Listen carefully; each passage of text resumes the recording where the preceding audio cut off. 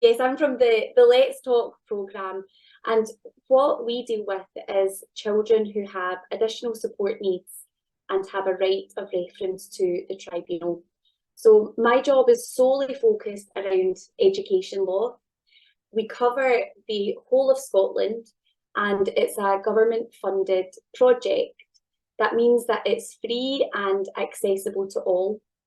We have a helpline, and that helpline anyone at all can use. So whether that is a teacher, a parent, a young person, a charity, social work, anyone at all can phone us up and have a chat if they've got any concerns about a child or young person in education. Um, from teachers, we could get calls just asking about certain processes if they're not quite sure how to follow something.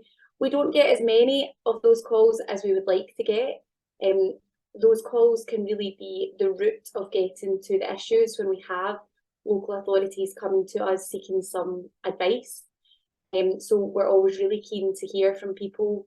It can be anonymous, they don't need to tell us their name. But the majority of calls that we will get will be from parents and carers of children. And it can be about a variety of things. It may be that they're looking to get their child into a new school.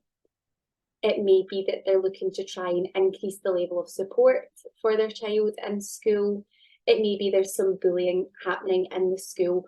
Whatever it may be, we will give instant advice on that issue. So if you call our office or you email in, we'll have an instant discussion about legal remedies. Now, we might not always be able to open a file and take a case forward to a tribunal, but 9 times out of 10, that's actually not necessary when we have these inquiries coming in. It can ordinarily be that with the right legal advice and helping people in terms of the way to frame communication, letting them know about remedies that they have, things can be resolved. Most of the children that we're working with have a diagnosis of ASD, of autism, and that's probably the highest cohort of children and young people that we deal with. And we're seeing that the numbers are increasing year on year in terms of the amount of cases that we're having to take to tribunal, unfortunately. The types of cases that would go to the additional support needs tribunal would be if you're trying to get a child into a special school. And what's quite important to understand is that the legal definition of a special school includes things like bases. So say there is a wellbeing hub, it might be called, in a school where a child could attend on a full-time basis, but they can still, as and when, go to classes. That could be considered a special school. And things like language and communication units, that will be a special school.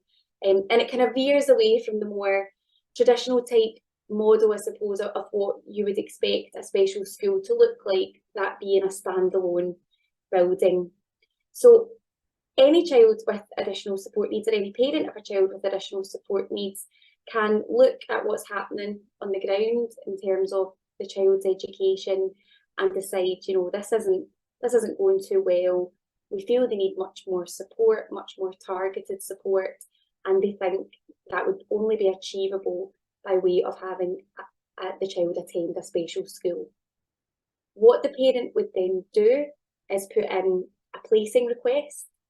Now, on our website, we have a template letter that you can send, amend to suit your circumstances, and send to your local authority. If you are thinking about going through this process, I would strongly advise that you go on our website, and I can send the details of that through later to Gail and make sure they all get shared. But please do go on our website and have a look at some template letters we have. We have one there for a placing request. We have one for an assessment of needs of the child. We have one for mediation as well. And we've also got a guide on making a successful complaint, how you should frame your complaint. Now, that first step is really quite critical. because a placing request has, again, a legal definition, and it needs to be in a certain format. And if you use our template letter, then you can ensure that you've dotted all your I's and crossed your T's when that's first going in. The local authority will then have 2 months to decide whether they accept or reject your placing request. And if they refuse it, it has to be because of one of the legal grounds. So they'll look through those legal grounds, and the main ground that's relied upon is the presumption of mainstream. And that's whereby there's a presumption that every child should be able to be educated in a mainstream environment unless certain circumstances apply. So after your 2 months, you'll either get a letter through saying that you have been successful or unsuccessful in your placing request. If you don't hear back within 2 months, you can still appeal to the Additional Support Needs Tribunal. And at that point, you would contact us and we would take over absolutely everything and run the entire case from the start of the tribunal process right the way through to an evidential hearing. Now, as I've said, we cover all of Scotland, so every local authority. About 80% of our cases settle. So what we would do is at the very beginning of a case, we would put in a subject access request. We would make sure that we're getting all of the information on the child. We would request mediation, make sure that the parent is being, or carer, is being heard, and that the local authority have all of the facts. Sometimes it can be that things have slipped through the net, or there's perhaps not been a focused assessment on the child, and that is really what is needed to take things to the next level. But a big question that can come up quite a lot is, my child doesn't have a diagnosis, they don't have a diagnosis of ADHD, they don't have a diagnosis of ASD, you know, what do we do about that? Now, the great thing about the tribunal is that it's not diagnosis-led, so it doesn't matter. The definition of additional support needs is extremely far-ranging. That can encompass things such as a bereavement. A child who's been through a bereavement would, for a period of time, be considered a child with additional support needs. Any looked after child would be a child with additional support needs. Anyone with English as an additional language. And then when we start to look more at what we would class as diagnoses, the tribunal don't place any more weight on something because necessarily there's a diagnosis there. What they're concerned about is the presentation of the child and how that child is doing. An example might be a child who is going to school. They seem to be doing very well at school. There are no behavioural issues there at school. Academically, they're getting on very well, but they seem to be very isolated. And when they come home, they are releasing, they are very angry, they are in sensory overload and maybe putting things over their head. And there's some clear communication from the child that something's not going so well. And we can all see that it's potentially masking and that the root of the issue may be happening during the school day. They may be suppressing a lot of their emotions and only able to let them go once they're in a safe space. So the tribunal take a very holistic approach, and they would take all of that into consideration with or without a diagnosis. And that can be really quite empowering when you're in the tribunal setting. Another thing that the tribunal are very keen to hear is the child's views.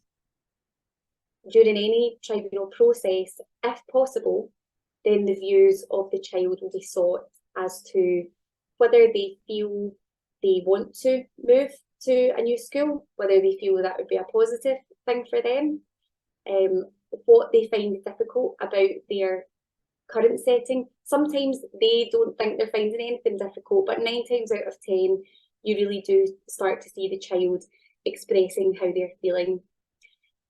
If there are communication issues that mean the child can't give their views, then the independent advocates are very, very skilled and still being able to get their views. I don't think I've had a case where we've not been able to get a child's views. There is always a way of getting some sort of view from a child, whether that be through the use of talking mats, whether we're looking at just body language, and sometimes we can have what's called a watching brief, and that would be where the independent advocate would speak to the parent, to a teacher, and observe the child, and they could provide a report saying, you know, this is how the child presents. Now, in terms of the tribunal, all they can do is say whether the authority were correct to refuse the placing request.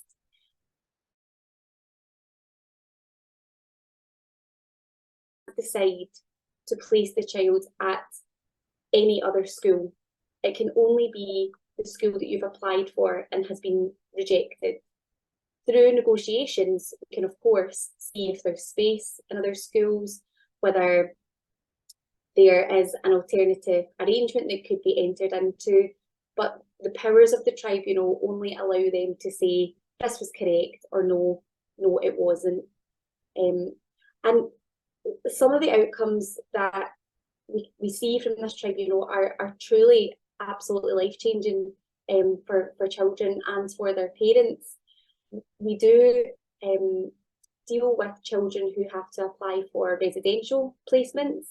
That can be Monday through to Friday, and you know, they're staying overnight, and the wraparound care that a child can get when they're in that 24-hour educational environment can show massive improvements in terms of their socialisation, their relationships with home life, and it's not always particularly clear that school is necessarily the concern. But I would say if you're having difficulties with a child or young person and there's some behaviours that are of concern, and school is such a large part of their life, that it's really important that we do look at that and make sure that the team around the child are truly getting it right for that child.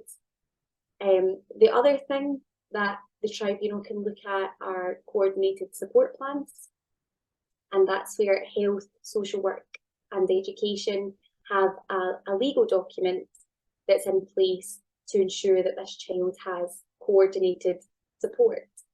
This is a document that if a child is entitled to it, they should have it.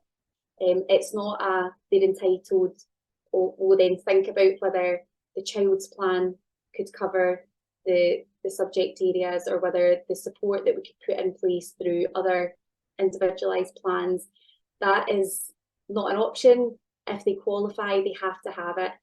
And the real nectar of this document is that if there is an educational objective in that document that is not being complied with, that steps aren't being taken. For example, it may be that an educational objective would be that the child's communication skills improve.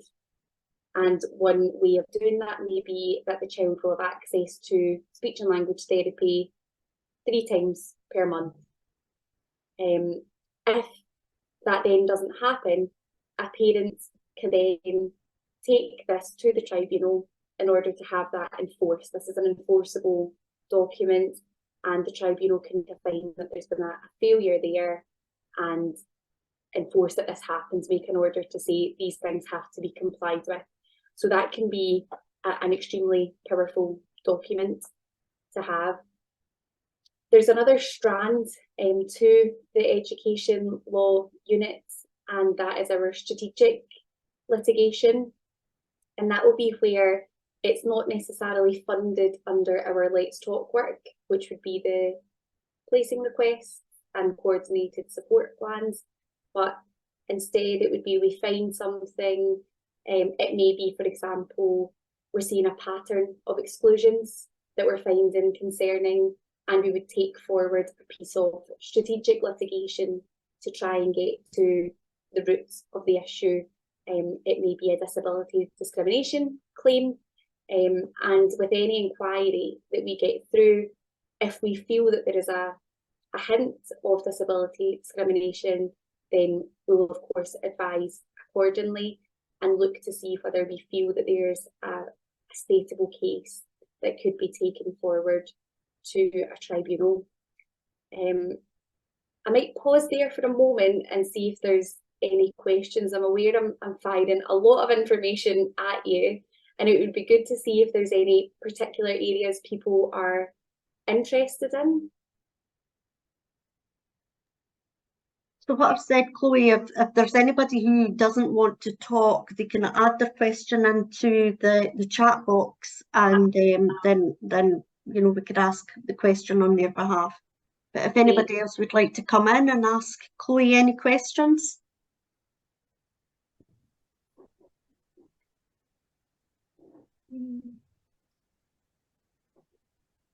I'm not sure if you can hear me. Let's see if I can put my camera on. Can you hear me all right? Yeah, we can. Thank you. Hi there. I just wanted to ask Chloe a question.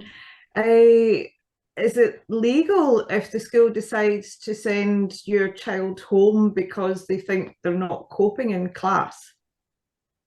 So they're not being excluded, they're just, he's only in 3.5 days a week, and this is now into second year in secondary school, which we're not happy about. And that's what I don't know whether that's legal to do that. okay, first of all, I think definitely you should give us a call after this. I would definitely give our helpline a call tomorrow and see if we can help you. But more broadly, what you're speaking about there, on the very face of it, could be an unlawful exclusion. In order for a child to be sent home, sometimes the phrase cooling off will be said. You know, you can go in and we're going to let them go home and have a cooling off period.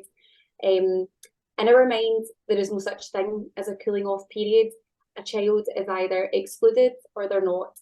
And what can be a challenging thing, I think, can be that sometimes parents don't like the use of the language excluded, and we'll say to them, no, you need to go back and say this is an exclusion. And parents can get quite concerned about things such as that being on their record or anything moving forward. But the reason it's so important that that is marked down as an exclusion if a child has been asked to leave the school building, which is what it is it gives you, first of all, the right to appeal that exclusion.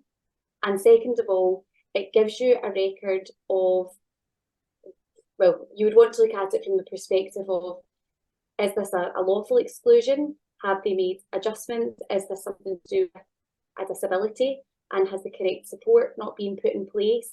And it can strike up a really important conversation about, why did that happen? Why did we get to this point where that's having to happen?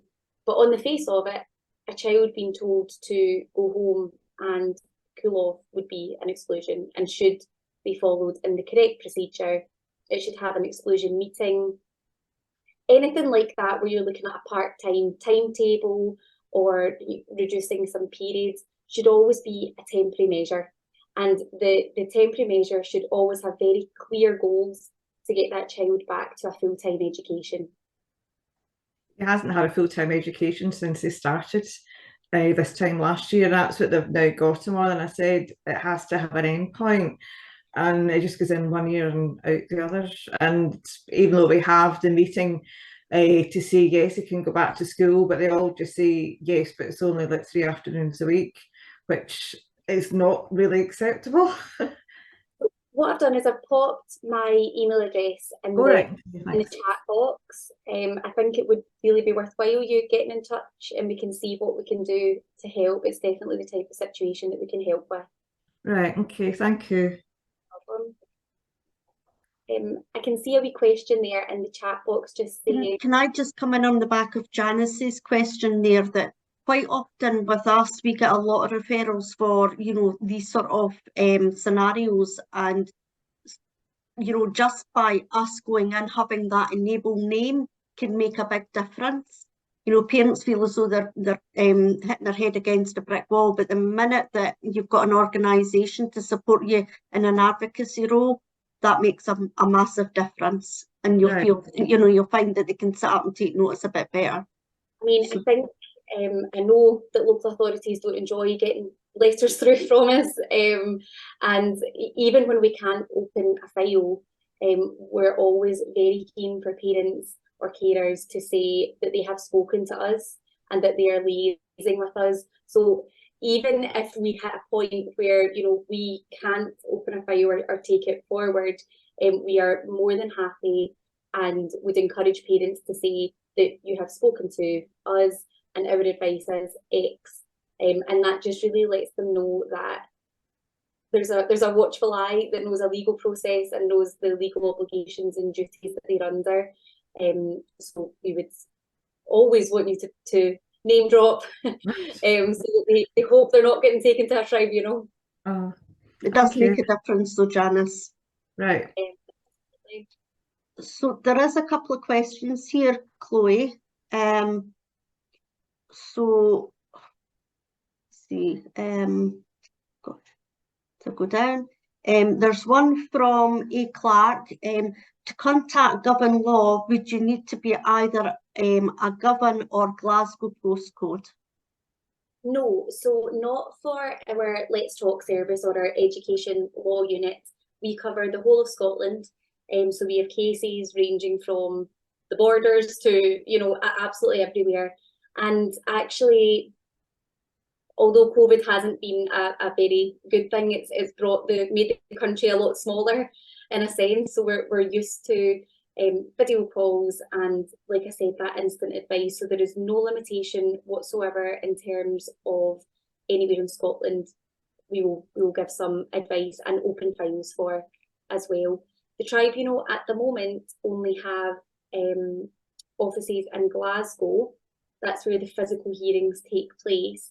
They are starting to branch out. I think there's one coming in Edinburgh and Inverness. But the tribunals are also operating on a hybrid and a remote basis at the moment. So again, that's made the tribunal process a lot more accessible for parents and guardians, because, you know, 9 times out of 10, these hearings normally last about 3 or 4 days. And to be able to come to Glasgow for 3 or 4 days, if you're in the Highlands, you know, that can be a challenge, whereas the remote kind of virtual setting has proved to work really well. So that's a long way of saying yes. And what I'll do is I will put our contact number for the education law unit in the chat box at the moment as well, okay? So Sherilyn, there was somebody asking if the recording will be available. Yes, that will be available. We'll make that recording available as well. Sherilyn, I think that's how you pronounce your name. You said you've got a question. I don't know if you're still here, but you said that you were trying to get your mic to work. If you're still on here, please feel free to put your question in the chat box if you can't get your mic to work. There's another one in terms of going to a placing tribunal. This person who is Jill said that she's been told to always expect a placement request to go to tribunal, and placing requests are not accepted as a rule. Is that correct?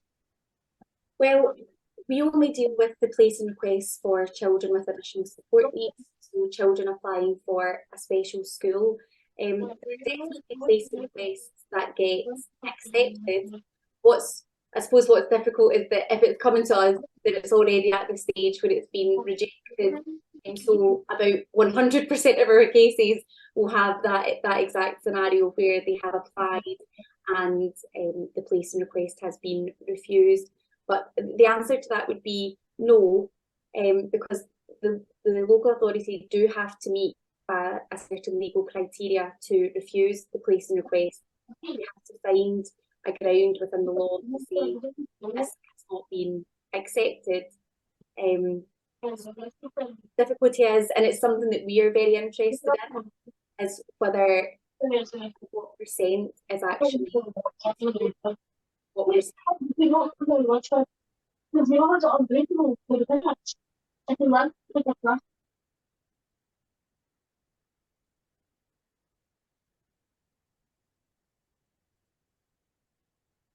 Sorry, I don't know what happened there. It's just some background noise. Don't worry. Jill, I don't know if you want to come in there. Is there anything else you want to ask her? Are you happy with that answer?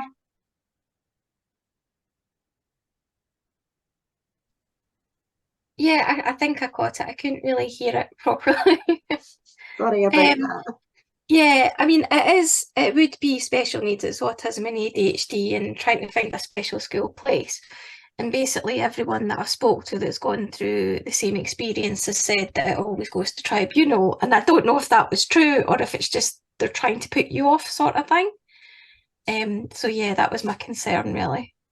Wouldn't let that be a concern or a reason to stop you from taking any action in terms of putting in a placing request.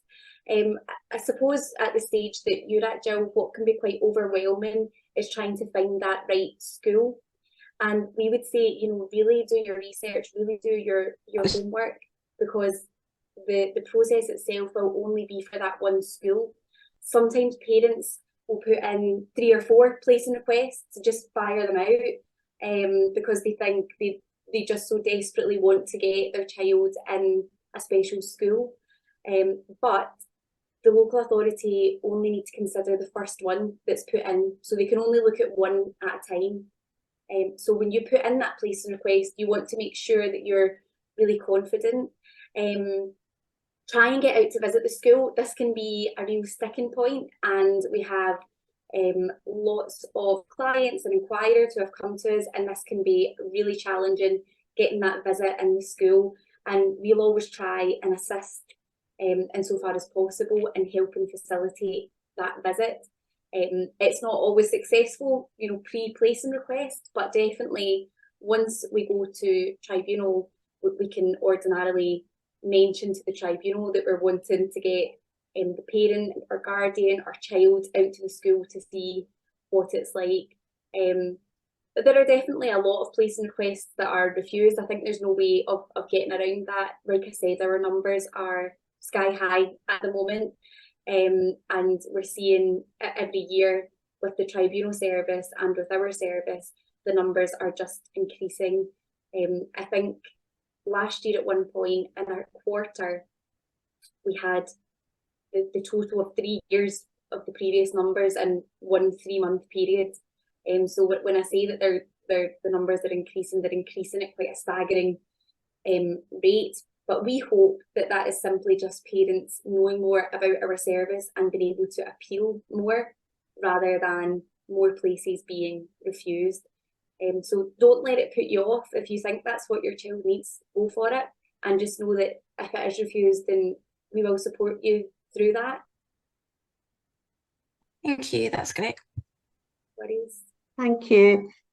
There's another one from Joanne. Did Govan Law provide an advocacy service? She heard you know, that being mentioned, and she presumes you would need to know more about the case. Yeah, so this is Fife based, isn't it? Yeah, the Family Connect is nationwide, but our project, we've been doing the education stuff for the whole month, so we're Fife based. So we work in partnership with Barnardo's for certain parts of Scotland, and Fife is one of the areas that we work with Barnardo's. Now, our Barnardo's workers is absolutely amazing. What they will do is they will come round to your house if you would like to, or they will go and they will meet you, and they'll go through all of the documents, and quite a lot of the time they will attend things like child planning meetings.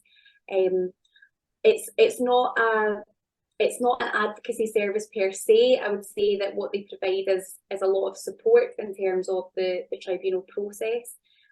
But you can always work with another advocate alongside that process as well.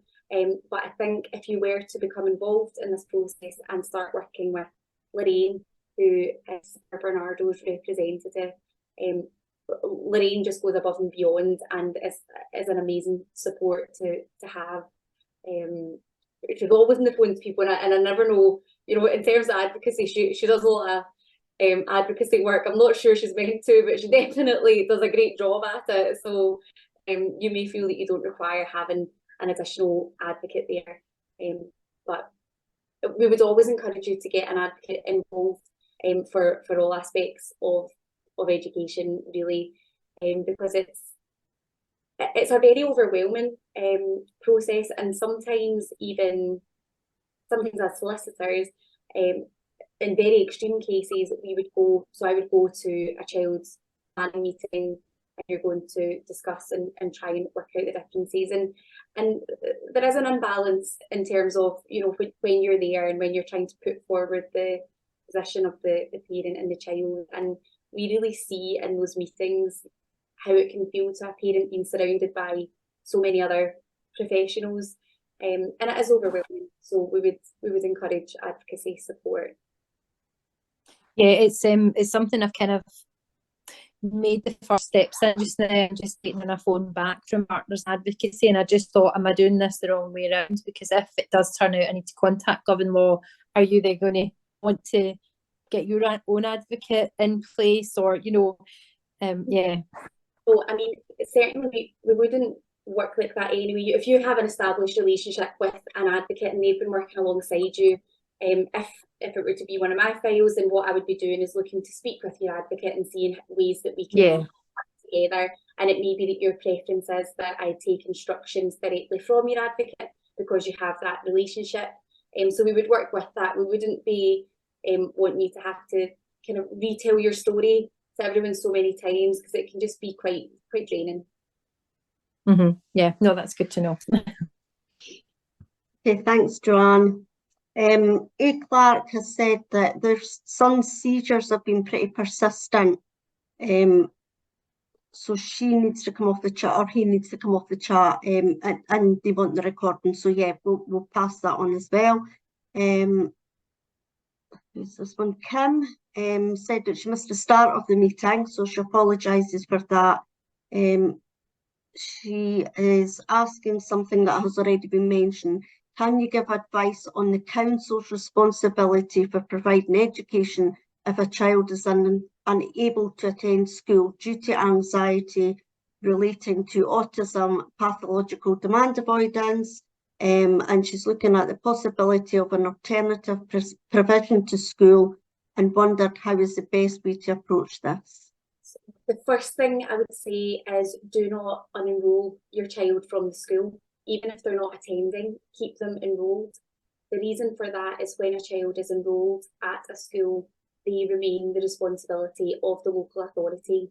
What can happen sometimes if the child's not going to school and they've maybe had a few bad experiences, to put it very lightly, and for reasons they can't return, whether that be the environment, the level of dysregulation, and parents can sometimes say, you know, they're not coming back and I want to unenroll them. And although that's recoverable, it makes a bit of a legal difficulty by the time we get involved if that has been what's happened. So you want to keep your child enrolled so that the council remain responsible. Really, you need to just start following the process of getting that placing request in, finding the correct alternative provision, and going to our website, looking at the template letter. If you were to give us a call, Kim, we could speak more specifically. It would be good to find out a wee bit more about what the council are doing, if anything, to make sure that your child is getting some sort of education right now. They have a legal right to education, and if they can't get through those doors, then we want to be looking at what alternatives are being offered. If not, then why is there not being an offer of an alternative school being put in place? So the number's just below your comment. Please do give us a call, because again, it sounds like something that we could really help you out with. Okay, thanks for that. Leslie has asked, she's used Gov&Law Centre before. Can she come back again next year for more support? Okay, absolutely. We always hope that you don't need to, but absolutely, you can come as many times as you want. So definitely, and it would be good. So you're putting in, Leslie, the application for high school. So just keep us posted, and if there's any difficulties with transition duties, obviously you can get in touch with us as well about that. So definitely. Okay, thank you. Lauren has asked, is there anything that can be done for those who live in areas with no special schools? As she said she doesn't have that option to apply for a special school. Yeah, it would be good to know what area you're in, Lauren, because that, first of all, was quite concerning. But the local authority, you can make an out of placement placing request for a special school.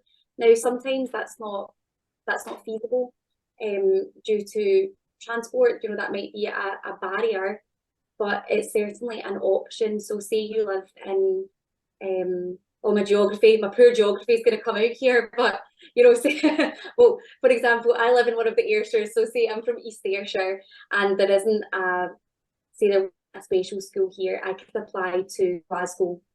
I could put in a placing request for a Glasgow school, a Glasgow special school, and it can turn into a relationship of a home and host school.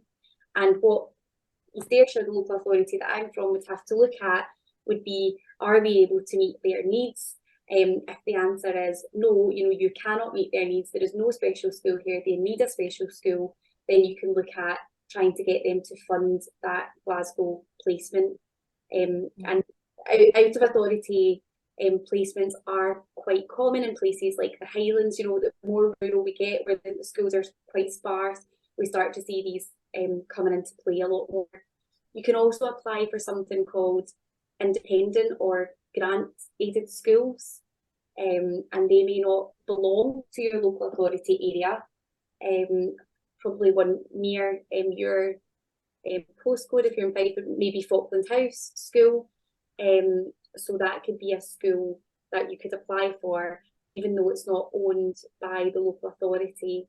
You can put in a placing request for that because it's a grant aided or an independent school. So think outside the box. You know, if you find a school that you think really matches the profile of your child, then go for it. Yeah, I mean, the area that we're in is Murray, so you know, and also I suppose it's that thing about, you know, looking for an alternative provision, is we just simply don't have an alternative provision in our area. Murray think they're doing a good thing in that they're, you know, keeping children integrated within enhanced provisions, but they're segregating children, and it's a tricky one for a lot of people in our area. And there is a special school in Highland and there's one in Inverurie, but living up here with the road networks and things, it's just, you know, it just wouldn't be a possibility. So I just wondered, I thought I'd ask the question because, as I say, there is no option of a special school. My daughter's got cerebral palsy, you know, she would absolutely meet the criteria of a special school given her needs, I would assume. But it doesn't even get mentioned in our area, so yeah. Well, I don't think I've ever had a Murray case, now that you mention it. Mm-hmm. So yeah, everyone, but it's because I really mean it. Please do get in touch. I absolutely.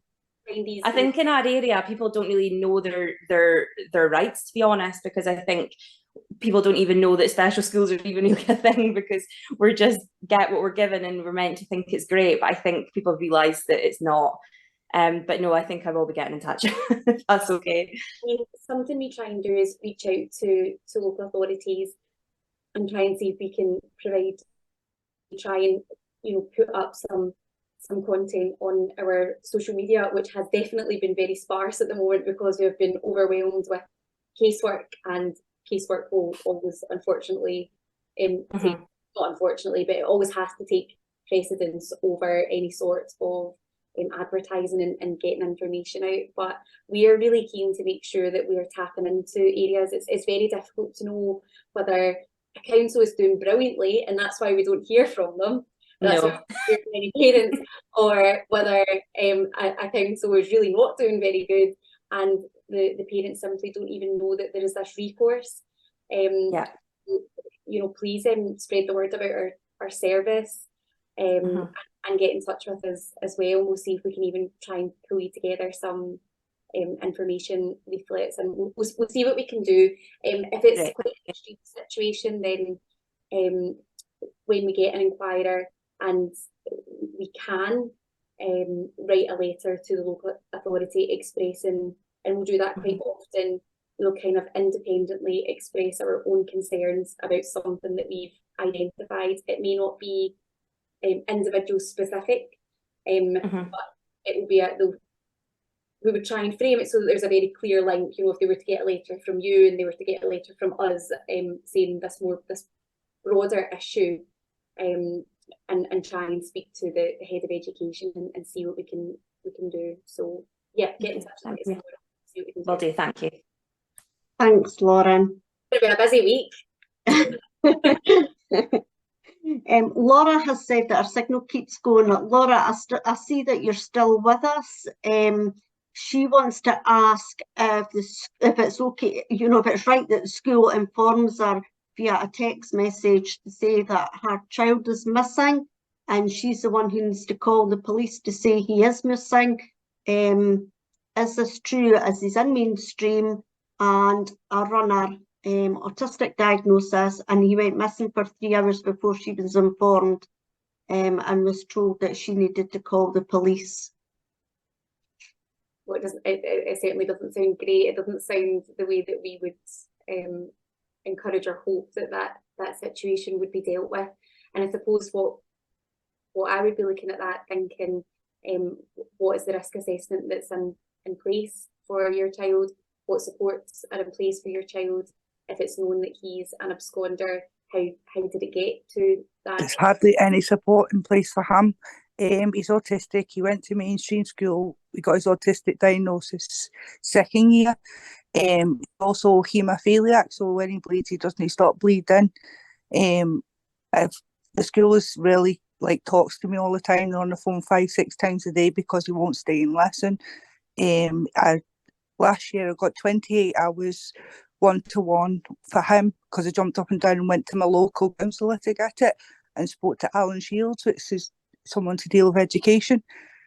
And I ended up with 28 hours. 6 of the 8 hours was a S6, giving their spare time that they weren't in lesson to James as well. Now they're saying that they can't allocate hours to my son anymore. He's absconding from classes. He hides under the stairwell. He was missing for 3 hours the other day, and he phoned me greeting. I had to calm him down, get him to the library to calm down because the base that he's meant to go to, nobody was manning it. I phoned the reception.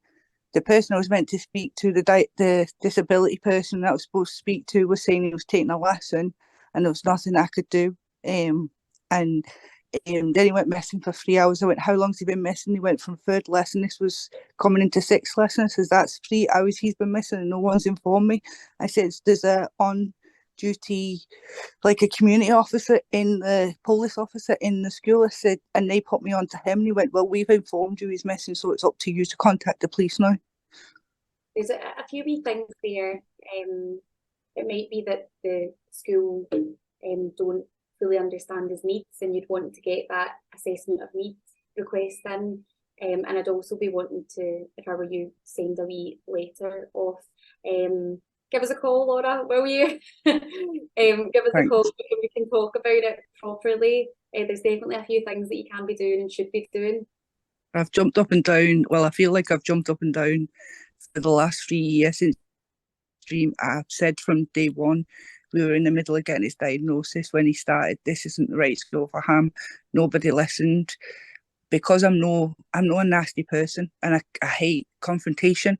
So I don't like to go above and beyond. But this year I've just thought I've had enough now. 5-6 times I'm getting calls saying that he's missing, he's not coming into class, he's upset. And now he's getting to the age, now he's 14. I've actually kept him back a year, so he's actually a year below his grade. So he's actually getting to the stage now where he's getting cheeky with it, he's getting rude, and if they would have put him in the proper school that he needed. And he also got a bit of replacement request in for Fir Park, and it got knocked back. And he said it wasn't either school for him that he could go to another school. I had a meeting with the head of education, Alan Shields, and he said that the mainstream school was providing enough support that a special school would provide for him. Well, definitely get in touch, and it can be a really draining process for parents, if you don't feel like you like conflict or any sort of confrontation. But you know, our job, not conflict and confrontation, but addressing these issues head on. So get in touch and we'll see what we can can do. Thanks very much. Can you put your information in that wee chat, because the signal keeps going, so every time the signal goes, I lose all that chat. So is it the lady who's doing it, because she sent me that information? Yeah, absolutely. So I'll pass on all their details as well, so that they can get circulated after this, because I've got a feeling that for everyone that's got a question, at some point in my response I'll say get in touch. It's hard to give, obviously, you know, it's not hard to give specific advice, but I'd rather do that if we're having a one-on-one conversation, and we're having a private conversation, so that I can get all of the detail. When I say that we have a hotline, in my mind that always sounds like a really quick thing. You know, you phone this place and you get a couple of minutes at a time, and all right, okay, do this, blah blah blah. I mean, when we get an inquiry in, we tend to spend about an hour on the phone per inquiry. It's an in-depth explanation of what it is that's going on, and that's because a lot of these issues, there's years of a background, and there's so many different layers, and you just can't get a real flavour of what it is that's going on. So we could advise completely incorrectly just looking at things on a kind of first blush basis. So for anyone that's, you know, had any questions tonight or moving forward, please do phone us before you take any action, to make sure that we can, you know, ensure you're taking the correct steps, rather than having to then later on look back and you know, double up. So please do get in touch. I'll put them in again, but then they'll get sent round later on as well. Okay. Yeah. Can I just ask you on the back of that, Chloe, if people, you know, we're in a cost of living just now, and you said you could be on the phone for up to an hour. If people are struggling financially, are you able to phone them back?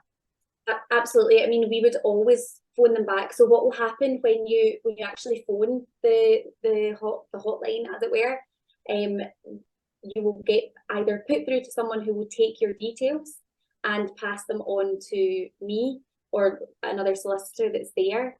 We will then look at who the best person is to speak, depending on what it is that's going on. Someone will then phone you, and it's for that reason, that you're not having to pay for that phone call. We always phone you back, and we always get back. I think we'll always get back within about 48 hours is the contractual time that we have that we're meant to get back. But we ordinarily get back on the day. So the day an inquiry comes in, we would look to get back, because we know that it's urgent for parents. You know, when they're getting in touch with us, they're at not necessarily crisis point, but they're at a really difficult stage. So we would always get back as soon as possible. And you don't have any waiting list or anything like that? I mean, when people phone you, they are going to get that support. Pardon? You don't have anything like a waiting list or anything? Right, perfect. No such thing as a waiting list. And again, if it's someone who's got a placing request refusal or something that we would open a file for, that happens pretty kind of instantaneously. It's not, oh, we'll book you in for an appointment in a month. It would just happen. Our service is, well, I think it's really good, but I'm going to think it's really good. But you know, we are really quick at getting back, and we're really person-centred, and always keep at the forefront that behind all this is a child who just wants to know what they're going to do and can be in a really lost situation, and that's scary. So we use that as a pressure to make sure that we're very quick off the mark and getting back. Great, cheers for that. Next question's from, is it Parveen? Am I saying that right? Apologies if I'm not. Parveen has a child who's not attending school this term due to long-standing family circumstances, being chronically challenging. They have no additional support plan at the school, and the school have not mentioned anything or involved any educational psychologist. So again, answering this quite broadly, where there's a situation where a parent is wanting an educational psychologist to carry out an assessment, they can make that request. I know sometimes as a parent it should feel like you shouldn't have to, but you can make that request. And if you go on our website, there is the assessment of needs letter. I think I've mentioned it already today, but that is the kind of letter that you want to send in to the local authority, not the school, to the local authority, saying, writing down the concerns you have about your child. You can ask for lots of different assessments to be carried out. You can say that you'd like the educational psychologist, whether it be occupational therapist. You know, you can be quite broad ranging in terms of the kind of support you're looking for and things that you're wanting specifically looked into. If you were to get in touch with us, we could also send you a letter requesting an individualised support plan. I don't know why that's not on our website, but it's not quite made it there yet, and I am not technical enough to make that happen. But again, if you were to get in touch, I could send across a few things that you could amend and get into your local authority to help with that. I know here in Fife as well that you can actually contact Educational Psychology Direct and have a chat with them. So I don't know if that's just Fife that does that. It's been ongoing since the pandemic, or whether that is something that they're looking at doing elsewhere. I don't know. But certainly, I think, you know, getting in touch with you guys first, Chloe, would be a really good idea. That's a brilliant. I don't know if we're doing that actually. That's good to know. It's Yeah. definitely not national, because that would be great. So yeah, I mean, definitely get in touch if you have that direct access to the educational psychologist. But what I would say is sometimes it's trying to think of a different piece here than tie someone's hands. But when you put it in writing, you put it in writing in a certain way with the wording of the legislation that allows that assessment to happen, and that once requested should happen, then you can see quite a lot of movement. Okay. So Lisa has asked, she said that she's been told that our child could only go into school for 50% of the week due to behaviour issues. She goes on to say that messages have jumped. She goes on to say there have been temporary exclusions previously unless they go with them. She said her wish is for him to stay in his current school, but with one-to-one support for the times he is not currently able to go in. We feel school have no interest in engaging with this and say their staffing is what it is and want us to move to a school in a local town which has enhanced support. So again, I'm sorry to sound like a broken record, but it would be great to hear from you to get more information. One thing that I suppose when I'm looking at something like that in abstract would be the best way of securing one-to-one support that is, again, enforceable would be through that coordinated support plan. If it's in your plan, then it needs to happen. So that is a really good way of making sure that happens. Get in touch with us, Lisa. There may be some other remedies there. Yeah, because she goes on to ask, you know, is there a way of asking for one support for when he's in school due to the behaviour issues? And she said they don't seem to have a solution at all. I mean, they're responsible for his education. The difficulty is there actually isn't a prescribed number of hours that a child is entitled to education. That's something that I think they're trying to get pushed through. But we would take it as a full school week, and a child has an ability to reach, a child has a right to reach their ability and achieve their potential, whatever that potential looks like. It definitely sounds far from ideal, and like there's a few things that could be challenged or put in place. I'm speaking absolutely in cryptic riddles here for you, Lisa, but if you were to give me a call, then I would tell you exactly what steps to take. Perfect. And I've just put my email address in again just now, and I'll put the number in right now. And we'll obviously add all that as well.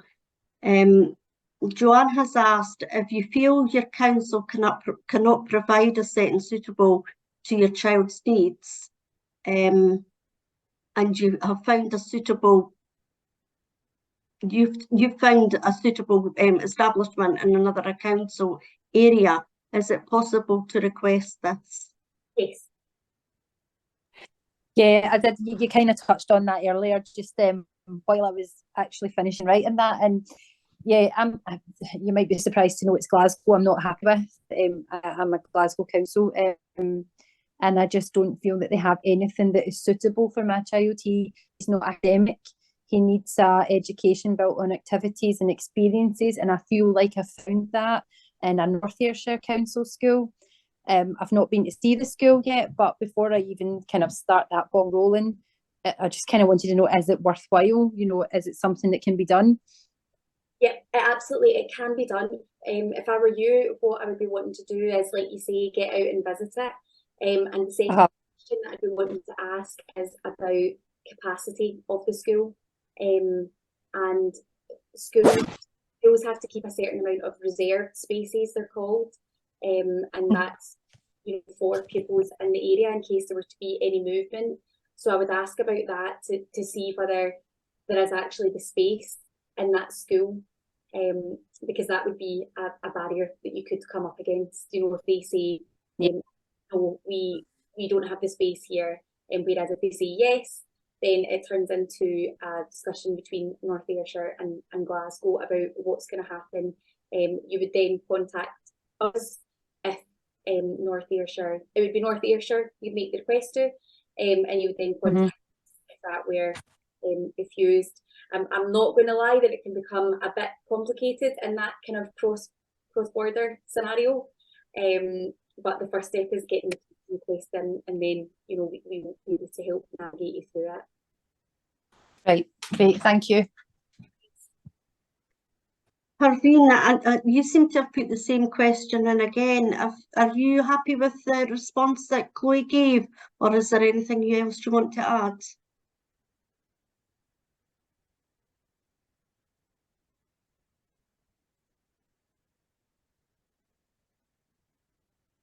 No?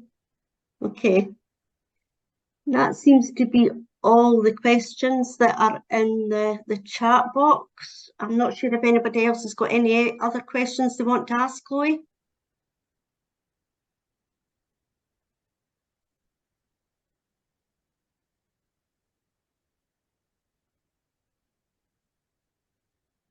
No, I noticed there's one person just come in, Ali. Just connecting to audio. Hi, Ali. Apologies, you know, if you've been trying to get in earlier or anything, you know, if there's been technical difficulties. Chloe's just been giving, you know, a talk, and people have just been coming in and asking questions. We're recording the session, and we'll send that recording out. I'm not sure if there's anything specific that you want to ask, Chloe, while you're here. I was just really to kind of hear what Chloe had to say, because I think at some point we will be contacting Govan Law and expecting that we'll need to take a placing request to tribunal. So I'm really just kind of in the early stages of information gathering so that I know what's next. So yeah, I was just really looking forward to hearing kind of a bit of general overview. I mean, what I would say is it's never too early to call us. You know, don't think you need to wait on anything happening. If you have anxieties along the way, we would rather you phoned us, even before you've taken any steps, and we can make sure that you're taking the right steps along the way. Okay. So, you know, if anything is burning in your mind, just get in touch. It is free. And in terms of cases, if you have a right to take it to the tribunal, then we will represent you. You know, we don't take some cases and not others. We take all cases. Okay. So yeah, just get in touch if you're starting going along that process. All right, great, thank you. Are you able to provide advice sort of in advance of, so am I right in thinking, obviously you're putting a placing request, and I guess a yes or a no, and then at that point, if you've got a no, you go to tribunal. In terms of putting in a placing request, are you guys able to provide advice on how best to evidence and what additional documentation to kind of gather to make it a strong request? Is that a point at which we could contact you? Absolutely. Contact us at any point. Okay. But that in particular, yeah, I mean, we'd be more than happy to have a conversation about that. Earlier in the talk, I was saying that on our website, we have a template letter for putting in a placing request. So that would be a good place for you to start. If there's anything that you're unsure of whether you should add in, just phone us. Most likely our response will be yes, put it in. Yeah. Yeah, it's the more information the better. So our response will most likely be yes, just attach it and send it in with it. Fab, thank you. And while I've got you, one other question: are you guys able to advise or recommend if, for example, we were seeking, I don't know, an independent ed psych or an independent, you know, some other professional to kind of add their weight to something if we thought that that might boost a case? Do you guys have kind of recommendations on people to approach for that? We certainly have people that we've worked with in the past, and if you're involved in a case and you would say you're looking for this kind of advice, whether it's a specialist occupational therapist or whatever it may be, then we obviously have a kind of roster of people that we've worked with before. Fab. We would also see if we could get funding to cover that, and just take it from there. Brilliant, thank you.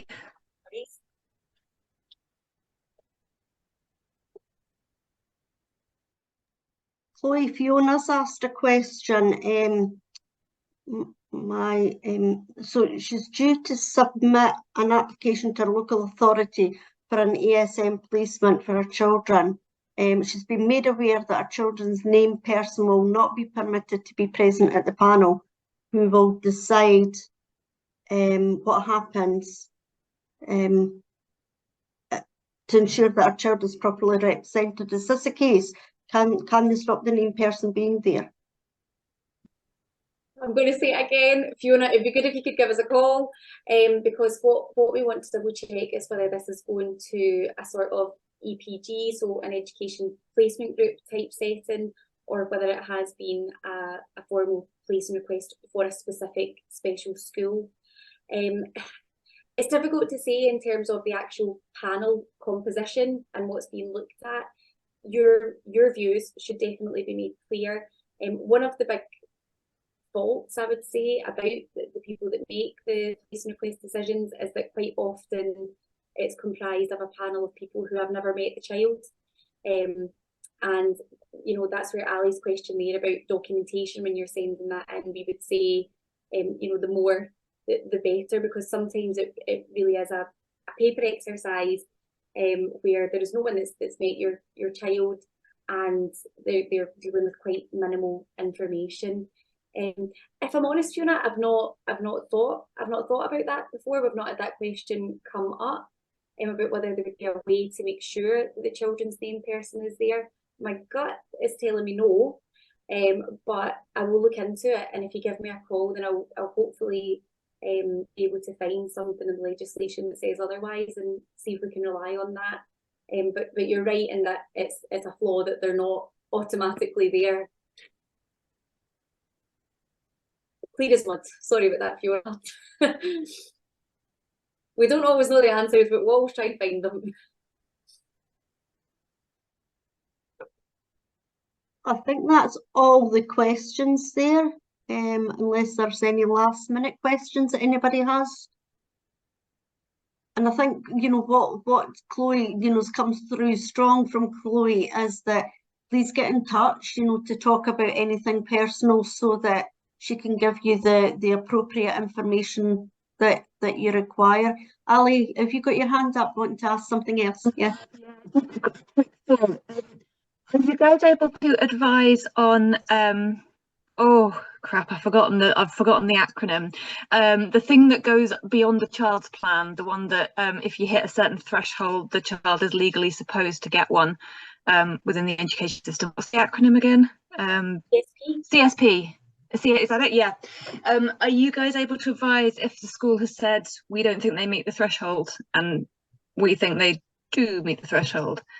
What we can do is we can look at the case, we can give you a view on whether we think they meet the threshold, and you can also then you can also appeal that decision to the tribunal, and we can take that case forward. Okay, great, thank you. So another one for a phone call to you with actual detail. Yeah. For complete clarity, we can give advice in our hotline about anything to do with education and additional support needs. It might not be that we open a file, but we can give advice on anything. Anything to do with placing requests and coordinated support plans, we can generally open a file and take forward to the tribunal. Great, thank you. No worries. Anything else before we let Chloe go?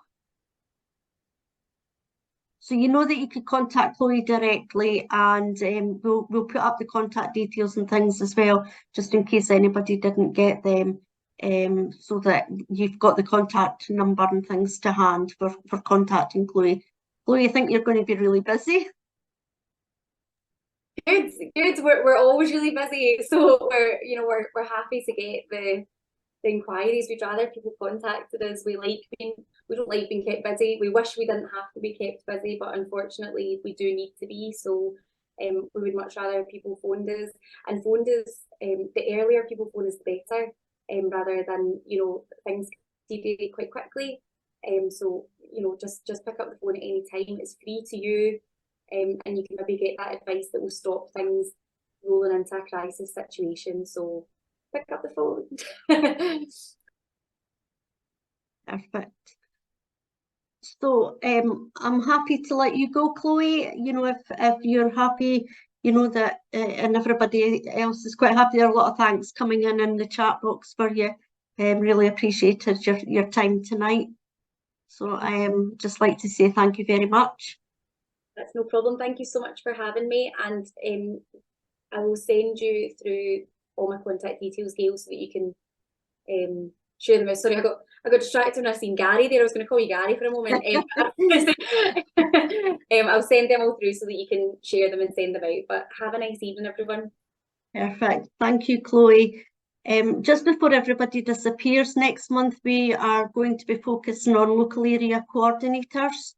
So they will be putting up information on a regular basis on the usual platform. So keep an eye out for that, and they will be doing a live session at the end of the month as well. Okay, so thanks again, Chloe, and thanks again everybody for attending tonight. I hope you found it really useful.